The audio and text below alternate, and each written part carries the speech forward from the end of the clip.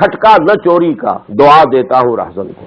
So actually, whosoever has some iman, he will fear lest he loses this iman. Whosoever doesn't have any iman, well, he will not at all have any fears that he will lose anything. So that is logical also what the Prophet said. Ma aminahu illa munafiqun, wa ma khafahu illa mu'min. What is the third, misconception? Most of us think that the munafiqeen are conscious munafiqeen. They deceive consciously. They know that they are deceiving. They know that we are not Muslim or Momin and we are only deceiving the Muslims. It's not the case. Rather, the bulk of the munafiqeen of the times of Muhammad sallallahu alaihi wasallam were unconscious munafiqeen. They didn't think themselves to be munafiq. I will discuss this issue because it's very important in detail later on. Now we come to the fourth heading. What is the meaning of the word Nifaaq and Munafiqah?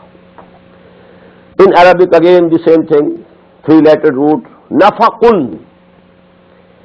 Nafaqun is the underground tunnel which has two openings, two mouths we can say. This is Nafaqun. And we have in the Quran also, وَإِنْ كَانَ كَبُرَ عَلَيْكَ إِعْرَاضُهُمْ فَإِنِ اسْتَطَعْتَ أَنْ تَبْتَغِيَ نَفَقًا فِي الْأَرْضِ أَوْ سُلَّمًا فِي السَّمَاءِ فَتَأْتِيَهُمْ بِآيَةٍ. This is Surah Al-An'am, ayah number 35. I'm not going to translate. You can yourself go and see the translation in the Quran. I only wanted to quote that this word appears in the Quran, Nafaqun. Nafaqun means an underground tunnel which has two openings. And this was the rule in the ancient times. There used to be forts, and there were the gates of the forts, but because if the enemy has captured, enemy is victorious, he is entering from the gates of the fort, where should the men go? The king or anybody there, the chief, he has to get some place, some way to get out. So they used to have tunnels, underground tunnels, and they were hidden, so that in times of emergency, they could run away through those tunnels, through those, surangs, we call it surang in Urdu. So actually, nafaq was a means of saving oneself in the event of defeat, and to have, to escape through that tunnel. So that is nafaqun. And nafaqaun, that's the name given to the hole which Zab. Zab, is a lizard in the Arabian desert. And the Bedouins eat it. It's a food for them. And they catch it through dogs. Now Allah subhanahu wa ta'ala has given intelligence to all the creatures. All the creatures have, all the living beings have their organs of offense and defense. They want to save themselves.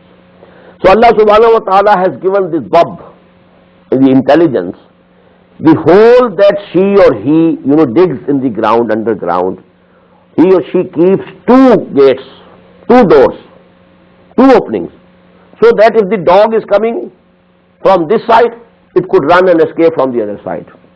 And if there is danger from the other side, it runs away from this side. This is also nafaqah. Now from this is derived this loves Nifaaq and Munafaqah. Who is the Munafiq? Double-faced person. A Munafiq who wants to save himself. I will discuss it inshallah in detail just now. Actually, what is the basis of Nifaaq, One wants to keep, safe. He wants to keep his life safe, his money safe, his wealth safe. He doesn't want to spend these things in the cause of Allah subhanahu wa ta'ala. And for that, he makes excuses. He tells lies, or even on oath. And that is the condition of the munafiqeen. So this is munafiqah and mukhada'ah. We have in the Quran, إِنَّ الْمُنَافِقُونَ يُخَادِعُونَ اللَّهَ وَهُوَ خَادِعُهُمْ. This is mukhada'ah. They are deceiving Allah and the Prophet and the Muslims, and Allah is deceiving them. They are being deceived actually. That's as I just recited the ayah, وَمَا يَخْدَعُونَ إِلَّا أَنفُسَهُمْ وَمَا يَشْعُرُونَ. They are not conscious, they don't understand. but they are deceiving none else but themselves.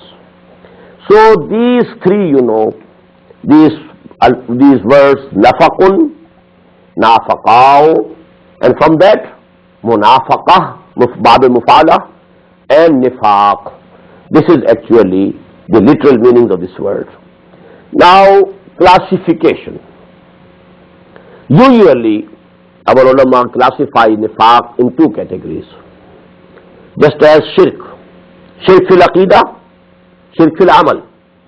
In the same way, nifaq fil aqidah. Yani, a person is himself consciously doing nifaq. He knows he has not accepted iman, but he only deceiving, for the purpose of deceiving, he claims to be a Muslim. So that is the position of a person who has nifaq fil aqidah. He knows himself. And there is nifaq fil amal. He doesn't know that I am a munafiq. He thinks he is a Muslim, a perfect Muslim, but he is munafiq. And I narrated the hadith that is muttafaqun alayh from Hazrat Abu Hurairah radiyallahu ta'ala anhu. The Prophet sallallahu alayhi wa sallam has been reported to have said, Ayatul munafiq salasun, wa in sama, wa salla, wa zama annahu muslimun. There are three signs of a munafiq. If you find them, it means he is a munafiq. Although he might be fasting, he might be praying. وَإِن صَامَ وَصَلَّى وَزَعَمَ أَنَّهُ مُسْلِمٌ, and he might be thinking that he is a Muslim. But still, if he has all these three, signs present in him, then he is a munafiq. إِذَا حَدَّثَ كَذِبَ وَإِذَا وَعَدَ أَخْلَفَ وَإِذَا أَؤْتَمَنَ خَانَ. Whenever he speaks, he tells a lie. Whenever he makes a promise, he breaks it, goes back on it. Whenever he is trusted, he betrays the trust. So these three things. Whenever he speaks, he tells a lie. إِذَا حَدَّثَ كَذِبَ وَإِذَا وَعَدَ أَخْلَفَ. Whenever he makes a promise, he goes back on his words, he breaks his promise. وَإِذَا أَؤْتُمِنَ خَانَ. When he is trusted and something is entrusted to him, something or some powers, then أَؤْتُمِنَ خَانَ. He doesn't prove to be trustworthy and he betrays the trust. These are the three symptoms of a munafiq. And there's another hadith. Arbaun man kunna fihi fa innahu munafiqun. Four, things have been enumerated in that hadith. If all the four are present in anybody, he is 100% munafiq. If one is there, he is a munafiq to that degree. To say and explain it, he is 25% munafiq. If two things are present in him, then he is 50% munafiq. Hatta yada'a, until that time that he leaves that thing, gives away that habit. If all these four habits are present, then he is munafiq. He is a perfect munafiq. And in this hadith, in addition to these three things, إِذَا حَدَّثَ كَذِبَ وَإِذَا وَعَدَ أَخْلَفَ وَإِذَا أُؤْتُمِنَ خَانَ. The fourth is وَإِذَا خَاصَمَ فَجَرَ. When he quarrels with somebody, there is some dispute, there is some argument, he becomes out of control.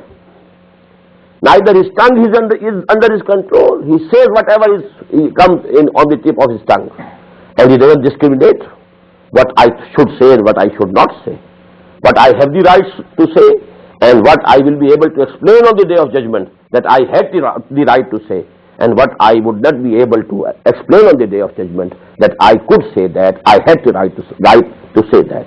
So it's khasama fajara. So he bursts out, Fajara means to burst. But it's fajr, the time of fajr. When this darkness bursts and light appears, that is fajr. So actually, this fajara, one is out of control. He bursts out. So that is the fourth symptom.